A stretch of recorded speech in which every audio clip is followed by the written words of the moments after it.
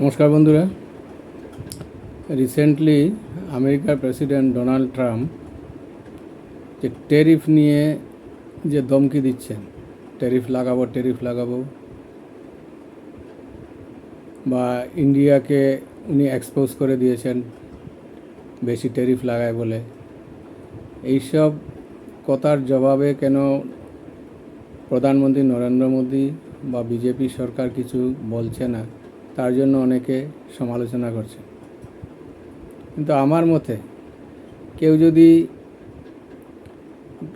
অভদ্র আচরণ করে বা অশালীন কথাবার্তা বলে, তার জবাবে তার সঙ্গে সেই রকম ব্যবহার করা কি বুদ্ধিমানের কাজ?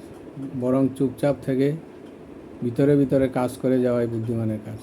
এবং আমার মনে হয় ভারতের সরকার সেই মতোই কাজ করছে। লাগার না, ডোনাল্ড ট্রাম্প ট্যারিফ লাগার না, লাগালে আলটিমেটলি কী হবে? আমেরিকারই লোকসান হবে বেশি, কারণ ওদেশের ইনফ্লেশন অনেক বেড়ে যাবে। ইন্ডিয়া হয়তো সাময়িকভাবে একটু প্রবলেমে পড়বে, কিন্তু আলটিমেটলি ইন্ডিয়ার বিশেষ কোনো ক্ষতি হবে না।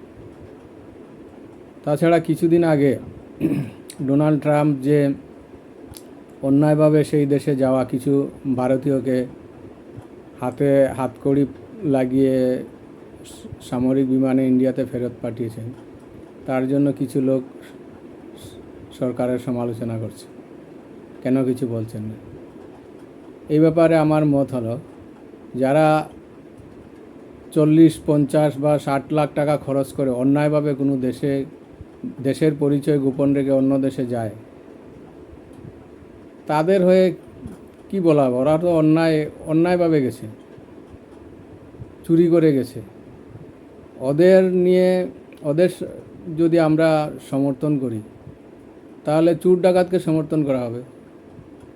সেটা তো ওরা যে গেছে ইন্ডিয়ার পরিচয় গোপন করে, ওরা তো জন্মেছে ভারতে, কিন্তু ভারতীয় বলে নিজেকে গর্ববোধ করে না। ওরা করলে তো এই 50 লাখ 60 লাখ টাকা খরচ করে এখানে চুরি করে না গিয়ে ইন্ডিয়াতে কোনো বিজনেস করতে পারতো, সেটা তো ওরা করেনি।